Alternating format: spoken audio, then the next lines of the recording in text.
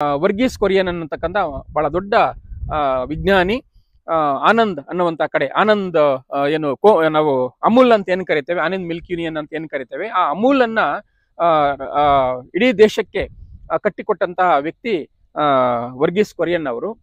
ಆ ವರ್ಗೀಸ್ ಕೊರಿಯನ್ ಅವರು ಗುಜರಾತ್, ಮಹಾರಾಷ್ಟ್ರ ಆ ಭಾಗದಲ್ಲಿ ಏನು ಮಾಡಿದ್ರು ಅದನ್ನ ಕರ್ನಾಟಕದಲ್ಲೂ ಕೂಡ ಮಾಡಿ ತೋರಿಸಿದಂತ ವ್ಯಕ್ತಿ ಎಂ ವಿ ಕೃಷ್ಣಪ್ಪ ಅವರು. ಹಳ್ಳಿಗಳಿರ್ತಕ್ಕಂಥ ಒಂದು ಫ್ಯೂಡಲ್ ಮೈಂಡ್ ಸೆಟ್ ಇದೆಯಲ್ಲ, ಅಂದ್ರೆ ಈ ಜಾತಿಯವರು ಇಲ್ಲಿ ನಿಲ್ಬೇಕು, ಈ ಜಾತಿಯವರು ಅಲ್ಲಿ ನಿಲ್ಬೇಕು, ಮೇಲು ಕೀಳಿನ ಹೊಡೆದು ಹಾಕದಂತ ಒಂದು ಕ್ಯೂ ಸಿಸ್ಟಮ್ ಅಂತ ಏನು ಕರಿತೇವೆ. ಅಂದ್ರೆ ಹಾಲನ್ನು ಹಾಕಬೇಕಾದ್ರೆ ಯಾರು ಮೊದಲು ಬರ್ತಾರೋ ಅವ್ರು ಮೊದಲು ನಿಂತ್ಕೊಳ್ತಾರೆ, ನಂತರ ಬಂದವರು ಅವ್ರು ಹಿಂದೆ ನಿಂತ್ಕೊಳ್ತಾರೆ, ಜಾತಿ ಇಲ್ಲಿ ಇಂಪಾರ್ಟೆಂಟ್ ಆಗೋದೇ ಇಲ್ಲ. ಆ ರೀತಿಯ ಒಂದು ಕ್ಯೂ ಸಿಸ್ಟಮ್ ಶುರುವಾಗಿದ್ದೇನೆ ಡೈರಿಯಿಂದ ಅನ್ನುವಂಥದ್ದನ್ನ ಗಮನಿಸಬೇಕಾಗಿರ್ತಕ್ಕಂಥ ಒಂದು ದೊಡ್ಡ ವಿಚಾರ. ನನ್ನ ಜೊತೆ ವಾರದಿ ಶಾಲೆಯ ಮುಖ್ಯಸ್ಥರಾಗಿರ್ತಕ್ಕಂಥ ವಾರದಿ ಮಂಜುನಾಥ್ ರೆಡ್ಡಿ ಅವರು ನಮ್ಮ ಜೊತೆ ಇದ್ದಾರೆ. ಹಾಗೇನೆ ಇದೇ ಭಾಗದ ನೆಹರು ಕೆನಡಿ ಶಾಲೆಯ ಪ್ರಾಂಶುಪಾಲರಾಗಿರ್ತಕ್ಕಂಥ ಡಿ ಶ್ರೀನಿವಾಸ ಕೂಡ ನಮ್ಮ ಜೊತೆ ಇದ್ದಾರೆ. ನಾವು 3 ಜನ ಇವತ್ತು ಪ್ರಜ್ಞಾಪೂರ್ವಕವಾಗಿ ಒಬ್ಬ ವ್ಯಕ್ತಿಯನ್ನು ನೆನಪಿಸ್ಕೋಬೇಕು ಅಂತ ಹೇಳಿ ಇಲ್ಲಿಗೆ ಬಂದಿದ್ದೇವೆ. ಇಲ್ಲಿ ಯಾಕೆ ಬಂದಿದ್ದೇವೆ ಅಂತಂದ್ರೆ, ಇಲ್ಲಿ ಮಲಗಿರ್ತಕ್ಕಂತಹ ಬಹಳ ಮುಖ್ಯವಾದ ಒಬ್ಬ ವ್ಯಕ್ತಿಯನ್ನ ನಾವು ಸಮಾಜಕ್ಕೆ ಪರಿಚಯಿಸಬೇಕು. ಈಗಾಗಲೇ ಪರಿಚಯ ಇದ್ದಾರೆ, ಅದನ್ನ ನೆನಪಿಸ್ಕೊಳ್ಳುವಂತ ಕೆಲಸ ನಾವು ಮಾಡ್ತಾ ಇಲ್ಲ ಅನ್ನುವಂಥ ಕಾರಣದಿಂದ ಇಲ್ಲಿ ಬಂದಿದ್ದೇವೆ. ಇವರು ಎಂ ವಿ ಕೃಷ್ಣಪ್ಪ ಅಂತ ಹೇಳಿ ಮೋತುಕಪಲ್ಲಿ ಗ್ರಾಮದವರು, ಸ್ವತಂತ್ರ ಹೋರಾಟಗಾರರು. ಸ್ವತಂತ್ರ ಪೂರ್ವದಲ್ಲಿ ಸ್ವತಂತ್ರ ಹೋರಾಟದ ಜೊತೆಗೇನೆ ಕಾರ್ಮಿಕರ ಹೋರಾಟವನ್ನು ಕೂಡ ಮಾಡಿಕೊಂಡು ಬಂದಂತ ವ್ಯಕ್ತಿ ಕೆ ಸಿ ರೆಡ್ಡಿ ಅವರು, ಕರ್ನಾಟಕದ ಮೊದಲ ಮುಖ್ಯಮಂತ್ರಿ ಕೆ ಸಿ ರೆಡ್ಡಿ ಅವರ ಸಮಕಾಲೀನರು. ಅವ್ರ ಜೊತೆ ಈ ಭಾಗದ ಸ್ವತಂತ್ರ ಹೋರಾಟವನ್ನ ಮುನ್ನಡೆಸಿದಂತ ವ್ಯಕ್ತಿ ಎಂ ವಿ ಕೃಷ್ಣಪ್ಪನವರು. ಇವರು ಇವತ್ತು ಯಾಕೆ ನೆನಪಿಗೆ ಬಂದ್ರು ಅಂತಂದ್ರೆ, ನಿನ್ನೆ ಹೀಗೆ ಒಂದು ಹೆದ್ದಾರಿಯಲ್ಲಿ ಹೋಗುವಾಗ ಒಂದು ಟ್ರಾಕ್ಟರ್ನಷ್ಟು ಹೂವನ್ನ ಬಿಸಾಡಿ ಹೋಗಿದ್ರು ರೈತರು. ನೋಡಿದಾಗ ನನಗನ್ನಿಸ್ತು, ರೈತರು ಇವತ್ತು ಏನೇ ಬೆಳೆದ್ರು ಕೂಡ ಇದ್ದಕ್ಕಿದ್ದ ಹಾಗೆ ಬೆಲೆ ಕುಸಿತಾ ಇದೆ, ಅವರ ಬೆಳೆಗೆ ತಕ್ಕನಾದಂತಹ ಬೆಲೆ ಸಿಗ್ತಾ ಇಲ್ಲ ಅನ್ನುವಂಥದ್ದು. ಅಂದ್ರೆ ಇವತ್ತು ರೈತರು ಮಾತ್ರ ಅಲ್ಲ, ರೈತರು ಬೆಳೆಯುವಂತಹ ಬೆಲೆ ಕೂಡ ಇವತ್ತು ಅನಾಥವಾಗಿ ಇವತ್ತು ಎಲ್ಲದರಲ್ಲಿ ಬಿಸಾಡಿ ಹೋಗ್ತಾ ಇರೋದನ್ನ ನೋಡ್ತಾ ಇದ್ದೀವಿ. ಅಂದ್ರೆ ರೈತರ ಪರವಾಗಿ ಯೋಚನೆ ಮಾಡತಕ್ಕಂತಹ ಒಂದು ಸಂದರ್ಭ ಇದಾಗಿಲ್ಲ ಅನ್ನುವಂಥ ನೋವು ನಮಗಂತೂ ಇದೆ.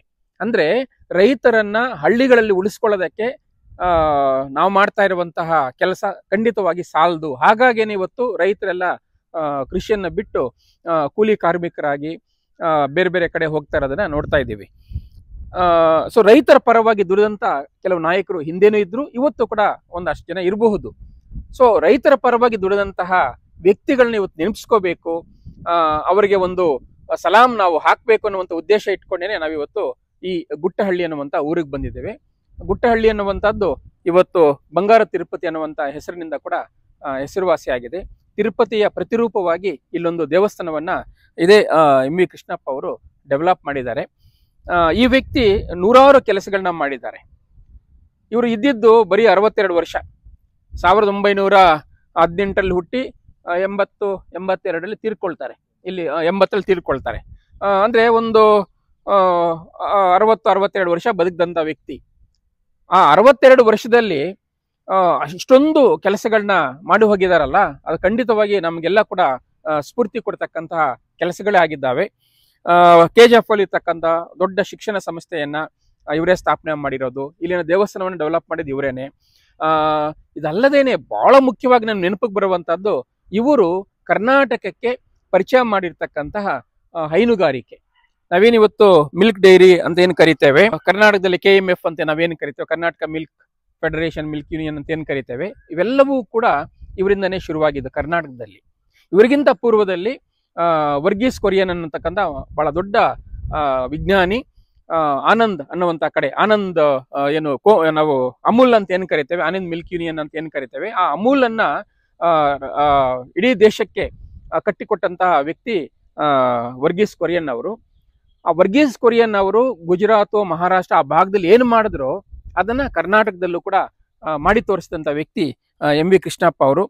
ಇವತ್ತು ನಮ್ಮ ಹಳ್ಳಿಯ ರೈತರು ಏನಾದ್ರೂ ಒಂದಷ್ಟು ಆದಾಯವನ್ನ ರೆಗ್ಯುಲರ್ ಆಗಿ ಪ್ರತಿ 15 ದಿನಕ್ಕೆ ಏನೋ ಒಂದಷ್ಟು ದುಡ್ಡು ಬರುತ್ತೆ ಅಂತ ಏನಾದ್ರು ಇದ್ರೆ ಅದು ಕೇವಲ ಹಾಲಿನ ಒಂದು ಇದರಿಂದ.